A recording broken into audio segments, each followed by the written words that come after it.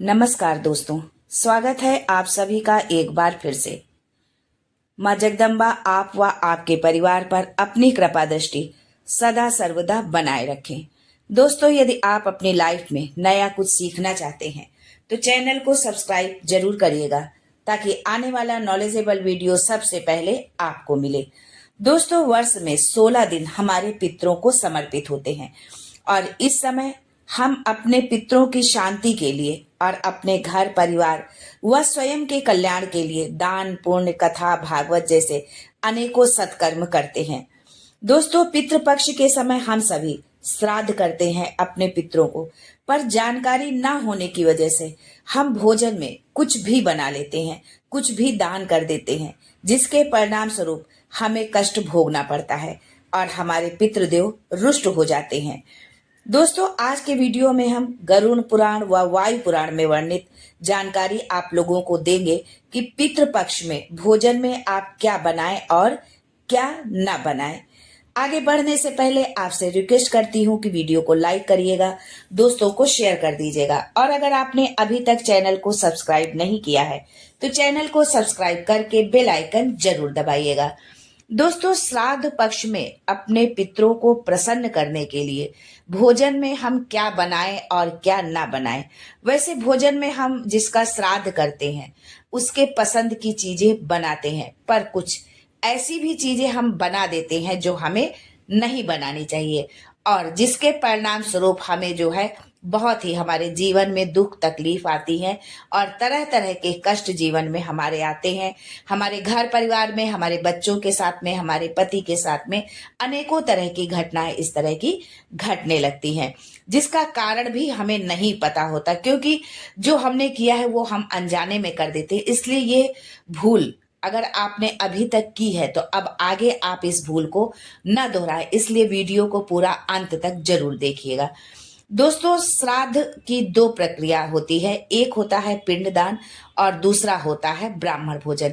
यानी कि जब हम किसी भी अपने पूर्वज का श्राद्ध करते हैं तो सबसे जरूरी होता है पहले कि हम पिंडदान करें और मंत्रों के द्वारा हम उनका आवाहन करते हैं तो वो पितृ हमारे आते हैं और भोजन ग्रहण करते हैं, हमें आशीर्वाद देते हैं अपना। और दूसरा होता है ब्राह्मण को भोजन कराना, कि हम पिंडदान के बाद जब तक हम ब्राह्मण को भोजन नहीं कराते हैं तब तक हमारा वो पिंडदान पूर्ण नहीं होता, हमारी श्राद्ध की जो एक प्रक्रिया होती है वो पूर्ण नहीं होती है और हमें उसका फल भी नहीं कोई मिलता है। मृत्यु के बाद जो लोग देवलोक या पितृलोक में पहुंचते हैं जो है वो मंत्रों के द्वारा बुलाए जाने पर वो तत्क्षण उस लोक में श्राद्ध देश स्थान पर आ जाते हैं। यानी कि जब हम पिंडदान करते हैं और मंत्रों का हम उच्चारण करते हैं तो उन मंत्रों के से हम अपने जो है पूर्वजों को, पितरों को हम बुलाते हैं, तो वो उसी क्षण जो है जहां पर हम श्राद्ध कर रहे हैं, जिस जगह पर है, जिस स्थान पर है, जिस गांव पर है, जिस देश में है, जहां पर भी हम उपस्थित है उस स्थान पर वो जो है उसी क्षण जो है वो उपस्थित हो जाते हैं। क्योंकि वो जो है मन, जैसे मन की गति होती है, मन का वेग होता है, उस वेग के अनुरूप जो है वो चलते हैं। निमंत्रित ब्राह्मण के माध्यम से वो भोजन कर लेते हैं। जिन ब्राह्मणों को हम भोजन कराते हैं उनके माध्यम से ही वो उस भोजन को ग्रहण करते हैं। सूक्ष्मग्राही होने से भोजन के सूक्ष्म कणों से उनका भोजन हो जाता है। भोजन का जो अति सूक्ष्म कण होता है, बहुत ही वो सूक्ष्म होते हैं, इसलिए वो बहुत ही सूक्ष्म कणों से ही उनका भोजन हो जाता है और वो तृप्त भी हो जाते हैं। ब्राह्मण को भोजन कराने से पूर्वज स्वर्ग लोक का आनंद प्रदान करते हैं। जब हम पितृ पक्ष में, श्राद्ध पक्ष में जब हम ब्राह्मणों को भोजन कराते हैं तो हमारे पितरों को जो है जो सुख की अनुभूति होती है वो ऐसी होती है कि जैसे उनको जो है स्वर्ग लोक का आनंद मिल रहा हो। तो जिन पूर्वजों ने, जिन माता पिता ने या हमारे दादी बाबा, हमारे कोई भी पूर्वज हैं जिन्होंने जो है अपना सारा जीवन जो है हमको यहाँ तक पहुंचाने में लगा दिया, उनके लिए कम से कम हम 16 दिन तो निकाल ही सकते हैं कि उनका जो है जल दें, उनको तर्पण दें, उनका श्राद्ध करें, ब्राह्मण को भोजन कराएं और जो है इस तरह के हम वो सारे कार्य करें जिससे हमारे पितृ प्रसन्न होते हैं और हमें जो है उनका आशीर्वाद भी मिलता है। महाराज मनु ने भी कहा था कि ब्राह्मण के मुख से देवता हव्य को और पितर कव्य को खाते हैं। पितरों को यह बताया गया है कि वो अपने कर्मों के अनुसार अंतरिक्ष में वायु शरीर धारण करके रहते हैं। जिनका जैसे कर्म होता है उस अनुरूप जो है वो वायु रूपी शरीर धारण करते हैं और वो अंतरिक्ष में जो है विराजमान रहते हैं। अंतरिक्ष में रहने वाले इन पितरों को श्राद्ध पक्ष आ गया है, इस बात का उनको बहुत इंतजार रहता है। मतलब उनको पूरे वर्ष भर इंतजार रहता है इन 16 दिनों का कि कब वो पितृपक्ष के दिन आएंगे और कब जो है हमारे परिवार के लोग जो है, हमारे बच्चे, हमारे पोते हमको जो है याद करेंगे, हमको भोजन कराएंगे। इस बात का उन्हें जो है बहुत ही बेसब्री से उनको इस बात का इंतजार रहता है। ये सुनकर के वो परिवार के इधर उधर घूमते हुआ मंडल यानी कि जब ये पितृ पक्ष आते हैं, श्राद्ध पक्ष आते हैं, तो वो अपने घर परिवार के इधर उधर ही मंडराते रहते हैं कि जो है हमको ये जरूर याद करेंगे। इसलिए दोस्तों, पितृ पक्ष में जो भी आपसे बन पड़ता है आप ब्राह्मण को भोजन अवश्य कराएं। और यदि आप ब्राह्मण को भोजन करा सकने में सक्षम नहीं है, समर्थ नहीं है, तो आप जो है उनको एक जो है अन्न दान उनको जरूर करें कि भोजन की सामग्री जो आप खिलाना उनको चाहते थे उसमें से जो भी सामग्री आपसे बन पड़ती है वो उनको आप जरूर दान करें। जो है आकाश मार्गी होते हुए भी पितरों की गति मन की गति की तरह होती है। आकाश मार्ग में ये रहते जरूर है लेकिन इनकी जो गति है मन की तरह गतिमान होते हैं। स्मरण मात्र से कि जब हम इनको याद करते हैं, स्मरण मात्र से ही ये श्राद्ध जहां हम कर रहे होते हैं, जिस घर में, जिस स्थान पर, जिस गांव शहर में, जिस देश में, वहां पर ये हमारे स्मरण करने मात्र से ही उपस्थित हो जाते हैं और ब्राह्मणों के साथ भोजन करके वो तृप्त हो जाते हैं। इनको जो है सब लोग इसलिए नहीं देख पाते हैं क्योंकि इनका शरीर जो है हवा की तरह होता है।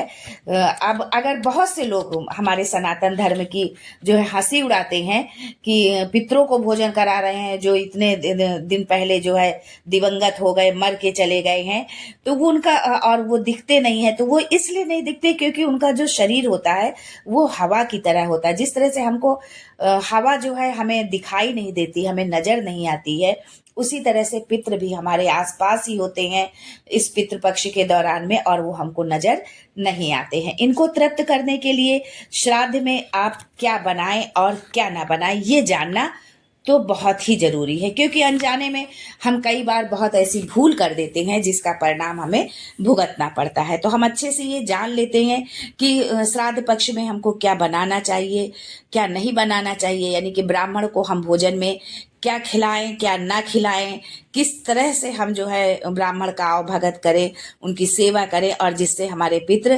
प्रसन्न हो और अपना भरपूर आशीर्वाद हमको दे करके जाएं। जो है सबसे पहले कि भोजन में आप दाल ना बनाएं, रोटी ना बनाएं।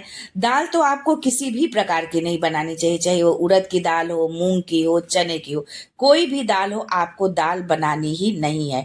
पक्की रसोई आपको बनानी है, यानी पूड़ी बनाइए, सब्जी बनाइए। कच्ची रसोई आपको नहीं बनानी है। सब्जी में खीर तो आप जरूरी बनाइए और सब्जी में आप कद्दू का जो है विशेष महत्व होता है, इसलिए कद्दू जरूर आप बनाइए। बहुत लोग इसको काशी फल के नाम से भी जानते हैं। इस समय पर जो है श्राद्ध पक्ष के समय पर आप जो है शराब का प्रयोग बिल्कुल ना करें। जो है मांस, मदिरा, मछली ये सब आप बिल्कुल ना खाएं। यदि आप ऐसा करते हैं तो पूर्वज रुष्ट होकर चले जाएंगे और बहुत बड़ी आपको दिक्कत हो जाएगी। आपके घर परिवार के, आपके पति बच्चों को बहुत बड़ी मुश्किल का सामना करना पड़ेगा। इसके परिणाम स्वरूप आपको जो है इसका जो परिणाम भी आपको भोगने ही पड़ेंगे क्योंकि जो हम गलती करेंगे उसका परिणाम हम ही भुगतेंगे, हमारा घर परिवार ही भुगतेगा, हमारे बच्चे भुगतेंगे उसको। इसलिए इन सब चीजों का बहुत ही आप ध्यान रखें। इसलिए आपसे ये हाथ जोड़कर निवेदन है कि आप पक्की रसोई बनाएं जिसमें आप मीठा बनाएं, जलेबी बना लें, खीर बना लें, लेकिन भूल कर भी कच्ची रसोई आप ना बनाएं। ब्राह्मण के भोजन करने के पश्चात ब्राह्मण की हथेली पर आप 2 चीज जरूर रखिए, एक है तुलसी का पत्ता और दूसरे हैं तिल के दाने। जो है काली तिल जो होती है, इसको आप ब्राह्मण के हाथ में जरूर रखें। इससे जो है हमारे पूर्वज अति प्रसन्न होते हैं। यदि इस तरह से भोजन बना के आपने ब्राह्मण को कराया तो पितृ प्रसन्न होकर नाचने लगेंगे, प्रसन्नता का अनुभव करेंगे, खुश होंगे। अगर हो सके तो ब्राह्मण को नींबू पानी आप जरूर पिलाइए, इससे भी वो अति प्रसन्न होते हैं। चावल के ऊपर दही डालकर उनको यदि आप भात खिलाते हैं तो इससे भी उन्हें अति प्रसन्नता होती है। आंवले से वो बहुत प्रसन्न होते हैं। ब्राह्मण को आंवला देने से वो उनको जो है भारी प्रसन्नता होती है। तो ब्राह्मण को भोजन के उपरांत जब आप दान करते हैं, उनको कुछ न कुछ उनको देते हैं आप जो है दक्षिणा, तो उसमें आंवले को भी आप जरूर शामिल करें। आशा है कि जो है आज का वीडियो आपको जरूर अच्छा लगा होगा। आप वीडियो आगे भेजना बिल्कुल भी ना भूलें। श्राद्ध पक्ष चल रहा है दोस्तों, आपके छोटे प्रयास के द्वारा यदि किसी ने श्राद्ध करके अपने पूर्वजों को तृप्त कर दिया तो एक बहुत बड़ा पुण्य आपकी झोली में भी होगा। इसलिए वीडियो को भेजना बिल्कुल भी ना भूलें। इस ढंग से श्राद्ध जो है आप अपना करें जो है, तो आपको अपने पितरों का जो है भरपूर आशीर्वाद मिलेगा और उनके आशीर्वाद से आपका घर परिवार, आपके बच्चे दिन दूना रात चौगनी तरक्की करेंगे। घर में खुशहाली होगी, शांति होगी, आपस में परिवार में प्रेम स्नेह होगा और पितरों का भरपूर स्नेह मिलेगा, भरपूर उनका आशीर्वाद मिलेगा। आज के लिए बस इतना ही दोस्तों, मिलते हैं फिर से कुछ नया, कुछ अद्भुत, कुछ अनोखा लेकर आपके लिए। तब तक के लिए goodbye and thanks for watching my video.